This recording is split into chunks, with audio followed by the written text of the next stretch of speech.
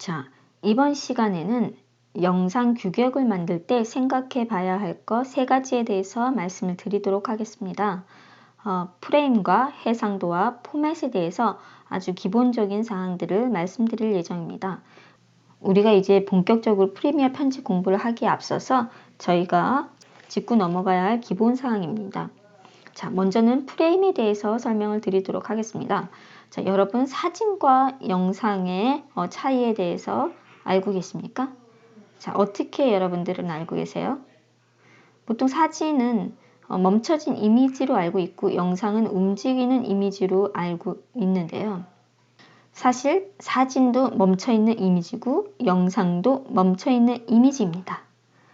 다만 사진은 멈춰있는 이미지가 이 한 장당 시간이 오래 가는 거고요. 저희가 움직인다고 느껴지는 영상은 초당 여러 장의 사진이 굉장히 빠른 속도로 지나가기 때문에 우리의 눈이 이것을 움직인다고 느끼는 것입니다. 움직인다고 착각하는 것이죠.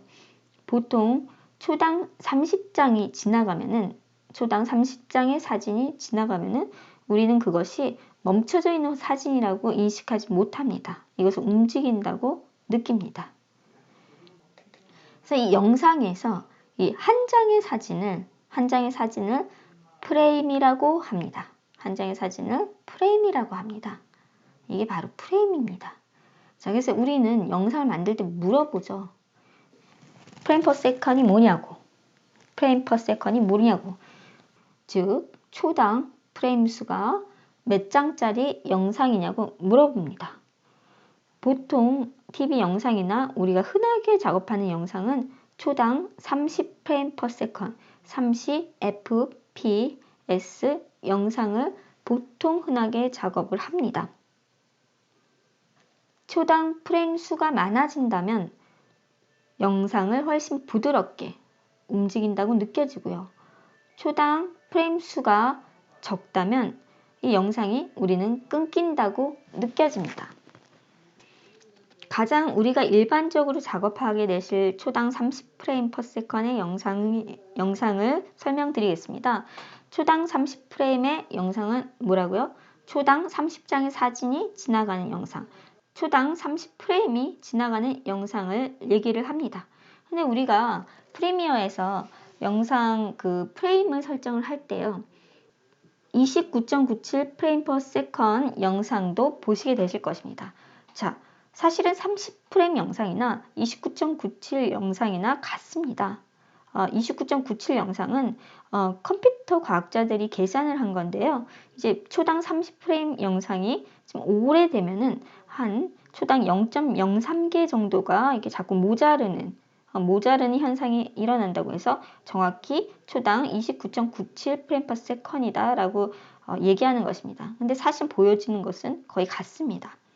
작업자에 따라서 선택해서 사용하게 되는데요. 저는 주로 스틸 이미지 영상, 멈춰져 있는 포토샵에서 작업한 소스 영상을 작업할 때는 꼭 초당 30프레임 퍼 세컨을 세팅해놓고 설정을 해놓고 작업을 합니다. 왜냐면 초당 29.97로 작업을 하면 한 프레임씩 계산에 착오가 생깁니다. 한 프레임 더하고 빼기 하기가 조금 곤란해집니다. 애매해집니다. 이게 0.03초가 부족하기 때문에 더하고 뺄 때 되게 애매한 상황에 놓이게 되는 경우가 있어서 저는 스틸 이미지 편집을 할 때는 초당 30프레임을 설정하고 세팅하고 작업을 합니다. 영상은 프레임이 여러 장인 이미지라는 것을 기억을 하시고 이 영상에 프레임 퍼 세컨을 설정을 해야 된다는 것. 영상을 만들기 전에 프레임 퍼 세컨을 정해야 된다는 것을 기억해 두시기 바랍니다. 두 번째로 여러분들께 말씀드리고 싶은 것은 해상도입니다. 보통 영상 규격을 만들 때 해상도가 어떻게 되는지를 물어보죠. 물어보거나 내가 설정을 해야 합니다. 자, 해상도는 가로, 세로의 점이 몇 개 있는지를 물어보는 것입니다. 가로에 점이 몇 개 있고 세로에 점이 몇 개 있는지를 물어보는 것입니다. 이 점은 픽셀이라고 합니다. 픽셀이라고 합니다. 즉, 화면에 가로, 세로에 픽셀이 몇 개가 있는 영상인지를 물어보는 것이 해상도입니다. 보통 우리가 익히 쓰이는 해상도는 HD 해상도. 그러면 1280에 720이라고 하면 가로가 1280의 픽셀이 있는 것이고 세로가 720에 720개의 픽셀이 있는 것입니다. 풀 HD 영상, 아마 여러분들이 제일 많이 사용하실 영상이라고 생각이 되는데요. 1920에 1080, 그러니까 가로에 있는 픽셀 수가 1920에 1080, HD보다는 좀 더 픽셀 수가 많은 영상이겠죠. 그러니까 화질이 좀 더 좋아 보입니다. 또 UHD 영상도 있습니다. 우리가 4K 영상이라고 하는데요. Full HD 영상이 4개가 있는 영상을 UHD 영상이라고 합니다. 대략 계산을 하면 3840개의 픽셀과 2160개의 픽셀로 이루어져 있습니다. 자, 이것이 해상도입니다.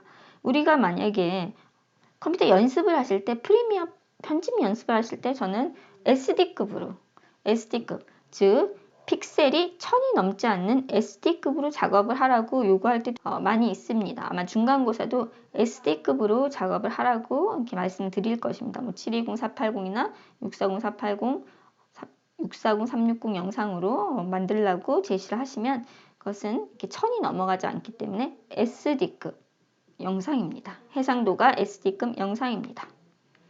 자, 다음 여러분들께 설명해 드릴 것은 포맷입니다. 자, 영상마다 확장자가 있고 확장자가 서로 다릅니다. 똑같은 영상을 어떤 포맷으로 가공하느냐에 따라서 이제 틀려지는 것인데요. 이렇게 똑같은 영상이라도 어떤 방식의 포맷이냐에 따라서 파일 크기가 틀려지고요. 효과적으로 압축시키는 여부가 틀려지고요. 화질이 틀려지고요. 색깔 재현이 틀려집니다. 또한 기기 호환이 결정이 됩니다.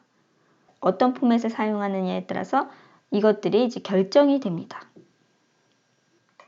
자, 우리가 요즘 주로 사용하게 될 포맷은 H264 포맷, MP4로 만들어지는 영상입니다.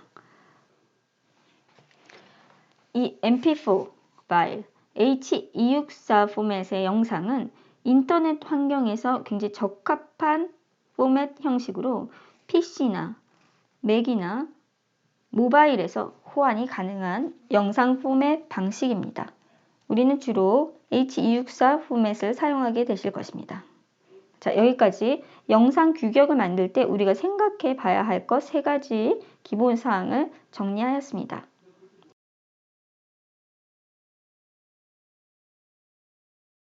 이제 프리미어로 와서 시퀀스 설정하는 걸 한번 해보겠습니다. 그동안 우리가 영상 시퀀스를 어떻게 맞췄죠?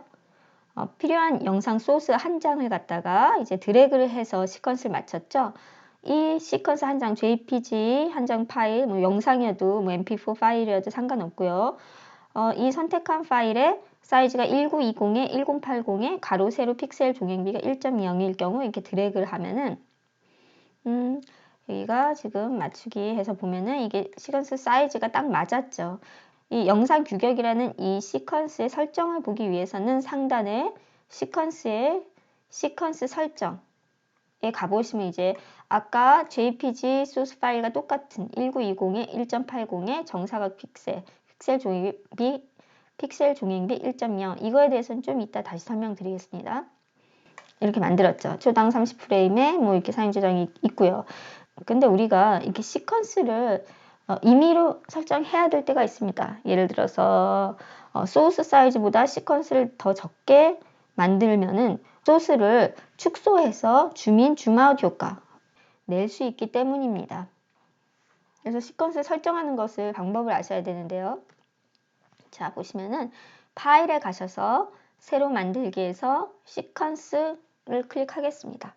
그러면 시퀀스 사전 설정이 나옵니다. 사전 설정은 이렇게 많이 쓰이는 시퀀스 사이즈를 여기 이제 보시면 720, 480 뭐 이렇게 있죠. 이렇게 많이 쓰는 시퀀스 사이즈를 해주는 거고요. 내가 정할 때는 설정에 가셔야 되는데요. 보통 시퀀스 사전 설정에서 아무것도 선택하지 않은 상태. 지금 여기서 제가 이렇게 해가지고 여기 화살표 열어서 또 이렇게 선택을 안 했잖아요. 그럴 때는 이 설정에 들어가야 내가 임의로 설정을 할 수 있는데 이 설정이 활성화가 되지 않습니다. 그러니까 이 설정에 들어가기 위해서는 시퀀스 사전 설정에서 이렇게 열려있는 파일들 아무거나 클릭을 하시면 설정이 활성화돼서 설정을 클릭할 수 있습니다. 설정으로 들어가서요. 자, 편집 모드가 db/ntsc, 이게 내가 방금 시퀀스 사전 설정에서 눌렀던 db/ntsc인데 저는 임의로 설정을 하고 싶잖아요. 프레임 크기라든지 픽셀 중행비를 내가 설정하고 싶거든요. 프레임 퍼 세컨드 내가 설정을 하고요. 그래서 내가 여기 편집 모드에 가보시면은 db/ntsc가 아니고 제일 상단에 사용자 정의가 있습니다. 이걸 클릭하시면 됩니다. 그럼 내가 시퀀스를 설정할 수 있습니다. 자, 사용자 정의요. 자, 시간 기준은 영상의 경우 29.97이 일반적인데 제가 스틸 이미지 작업할 때 30프레임이 초당 30프레임 작업하는 것이 더 편하다고 말씀드렸죠. 초당 30프레임을 클릭을 하고요. 프레임 크기 뭐 720, 480 뭐 크기 선택해서 내가 체크를 할 수 있습니다. 뭐 640, 360, 뭐 아니면 1080, 1920 이렇게 선택을 할 수 있고요. 자, 픽셀 종횡비에 대해서 여러분 잠깐 짚고 넘어가겠습니다. 이 픽셀 종횡비는 한 픽셀이 이 해상도에서 점 하나죠. 이 점 하나 같은 역할을 하는 게 픽셀이죠. 이 픽셀이 가로 세로 비율이 1대1인 경우 이렇게 정사각 픽셀 1.0이라고 나옵니다. 정사각 픽셀 1.0. 한 픽셀의 가로 세로 비율이 0.9091 대 1일 경우 0.9091 대 1, 그러니까 사이즈가 살짝 틀어집니다. 720, 480 똑같은 사이즈래도요. db/ntsc 0.9091 1대 1이 아니고 가로가 좀 모자란 거죠. 1대 1 정사각 픽셀에 비해서 가로가 좀 모자란 0.9091을 클릭 체크를 하고 확인을 누르고요. 이제 시퀀스가 이제 설정이 됩니다. 이 상태에서 내가 어떤 소스를 가져오냐면 제가 더블 클릭해서 엑스포 파일, 개별 레이어, 모두 선택해서 가져와 보도록 하겠습니다. 자, 이 엑스포 파일의 사이즈는요, 여러분 이렇게 마우스 갖다 대보시면 나오죠. 720/480의 가로 세로 픽셀 종횡비, 한 픽셀의 가로 세로 비율이 1.0, 픽셀이 정사각인 1대1인 소스입니다. 이 소스를 드래그를 하면 같은 지금 720/480이죠, 여러분. 지금 이 시퀀스의 시퀀스 설정, 만약에 시퀀스 설정이 활성화 안 되면 내가 타임라인을 선택하지 않았기 때문입니다. 그래서 타임라인을 한번 선택하고 시퀀스의 시퀀스 설정 들어가시면 이것도 똑같이 720/480인데 픽셀 종횡비가 이거는 0.9091 대 1, 가로가 좀 짧은 한 픽셀당 픽셀의 가로 세로 비율이 가로가 좀 짧은 0.9091 대 1일 경우 확인하고 제가 01A 엑스포 이거는 720/480의 정사각 픽셀 1.0이었죠. 이렇게 드래그를 하면은 이게 지금 잘 모르죠, 여러분. 잘 모르는데 이 클립을 선택하고 내가 여기를 한 50%로 해놓고 클립을 선택하고 더블 클릭해서 보면 이 소스가 이렇게 더 큰 걸 알 수 있습니다. 지금 이 시퀀스가 1대 0.9091이었죠. 가로가 좀 작았죠. 지금 이 소스가 1.0이었죠. 가로 세로 픽셀 종횡비가 1.0이었죠. 근데 이 시퀀스는 0.9091 대 1로 1보다 살짝 작잖아요. 한 픽셀당 가로가. 그러니까 당연히 이 시퀀스가 이 소스보다 더 작습니다. 이해되시겠죠? 이 시퀀스가 소스보다 작을 때는 뭐 시퀀스보다 이미지가 더 넘쳐나니까 상관이 없는데 시퀀스가 소스보다 클 때가 문제죠. 그죠? 이게 빈 공간이 보이죠. 그럴 때 시퀀스에서 시퀀스 설정에서 이제 픽셀 종횡비를 고쳐주는데 보통 저는 픽셀 종횡비를 어떻게 맞추냐면 내가 드래그할 소스에 가로 세로 픽셀 종횡비가 가로 세로 픽셀 종횡비가 뭔지 확인하고 그걸 맞춰줍니다. 내가 지금 작업할 소스에 720/480이 1.0이면 다시 시퀀스 설정에 가서 720/480 초당 30프레임, 스틸 이미지니까 초당 30프레임으로 한 것입니다. 영상이면 29.97로 일반적으로 사용합니다. 자, 픽셀 종횡비가 뭐라고요? 이 소스가 1.0이었죠. 그럼 나도 1.0으로 확인, 수정했습니다. 자, 수정했어요, 지금. 시퀀스 사이즈를 시퀀스 설정해서 시퀀스는 언제든지 수정 가능합니다. 사이즈, 프레임 레이 또 수정 가능합니다. 자, 이거 더블 클릭해 볼게요. 클립 선택하고 역시나 더블 클릭했더니 딱 맞죠? 소스하고 시퀀스 사이즈하고 딱 맞습니다. 자, 이렇게 시퀀스를 설정을 하는 것입니다. 다음 주가 여러분 시험이시고요. 시험 끝나고 할 영상에서부터 내가 시퀀스를 임의로 설정을 해서, 그러니까 소스보다 작은 시퀀스를 설정해서 소스를 가지고 아웃 효과를 주는 것을 해보도록 하겠습니다. 자, 여러분들 다음 주 시험 잘 보시기 바랍니다. 저희가 5주, 6주에 걸쳐서 이제 포토샵에서 소스를 만들고 프리미어 가져와서 이걸 영상으로 만드는 것을 이제 배우셨죠? 그거하고 비슷한 유형의 수시고사 1 시험이 나오기 때문에 여러분들이 4, 5, 6주는 완벽하게 숙지를 하시고 시험에 임하셔야 좋은 성적을 얻으실 수 있습니다. 수시고사 1은 전에 말씀드린 대로 절대평가고요. 제가 제시하는 모든 문제를 다 해결을 하시면은 이렇게 만점을 받으시고, 이렇게 하나씩 해결을 못하신 경우는 차감이 되는 형식으로 이루어집니다. 절대평가로 이루어집니다. 그리고 시간 늦지 않게 메일로 제출을 해주시고 6시까지 27일 6시까지 제 메일로 제출을 해주시기 바랍니다. 예, 시험 잘 보세요.